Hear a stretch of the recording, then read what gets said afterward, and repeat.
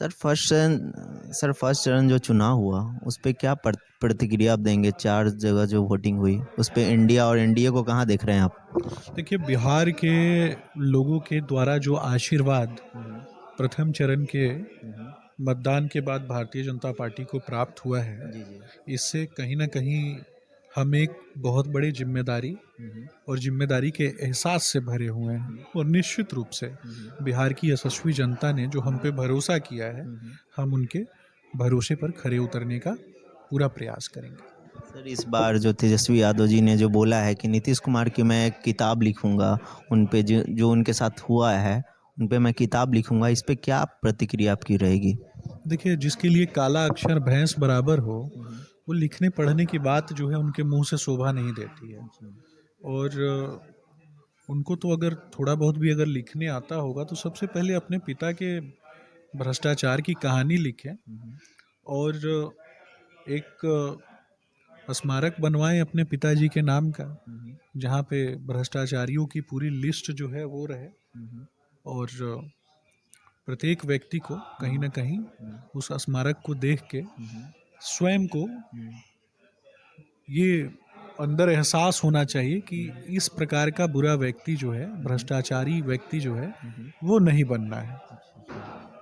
और सर मीसा भारती जी ने एक प्रतिक्रिया दी थी कि अगर मेरी सरकार आती है, इंडिया अलायंस की सरकार आती है, तो मैं मोदी जी जैसे मैं अमित शाह जैसे लोगों को मैं जेल में डलवाऊंगी। इस पे क्या प्रतिक्रिया आप देना चाहेंगे? मीसा भारती फ्रस्ट्रेटेड हो गई हैं और वो चुनाव हार रही हैं। तीसरी बार हैट्रिक लगाने वाली हैं, इस बार जमानत भी जब्त होगी।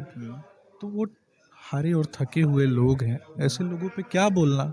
हम विकास के बारे में बात करने वाले लोग हैं।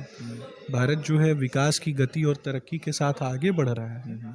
हम सबके साथ, सबके विकास, सबकी उन्नति, सबके तरक्की, सबके उत्थान के साथ काम करने वाले लोग हैं। हम तो धर्मो रक्षित रक्षिता की बात करते हैं, समाज के कल्याण की बात करते हैं। ये लोग तो दलितों की माँ को गाली दिलवाने वाले लोग हैं ना। अब तो खुले मंच से, पहले तो मंच के नीचे से गाली दिलवा रहे थे, अब तो मंच पे खड़ा करा के गाली दिलवा रहे हैं। तो पूरा दलित समाज जो है और बिहार की प्रत्येक माता बहन जो है वो देख रही हैं। इनके लिए इनके परिवार की माताएं बहनें जो है माताएं बहनें हैं, और बाकी दूसरे के परिवार की जो माताएं बहनें हैं उनको ये गाली दिलवाने का काम करते हैं। बहू को किस प्रकार से घसीट करके घर से बाहर किया। और क्या वो ऐश्वर्या राय जी यादव कुल की बेटी नहीं है? ये मैं पूछना चाहता हूँ। तो उन्होंने तो अपमानित करने का काम किया ना एक यादव कुल की बेटी को। जवाब तो देगा ना कोई, प्रत्येक व्यक्ति जो है, बिहार की यशस्वी जनता जो है वो जवाब देगी उनको। सर एक और बात है, तेजस्वी यादव ने बोला है कि नीतीश कुमार को मोदी जी साइडलाइन कर रहे हैं, प्रचार में नहीं जा रहे हैं। इस पे क्या प्रतिक्रिया आपकी रहेगी सर? तेजस्वी जी तो अपने बड़े भाई तेज प्रताप जी को साइडलाइन कर दिया। तेज प्रताप जी के बारे में बताएं ना। वो तेज प्रताप जी को साइडलाइन कर दिए, हाशिए पर खड़ा कर दिए। आज जब उनके माता पिताजी हैं उस स्थिति में उनको हाशिए पर खड़ा कर दिया गया।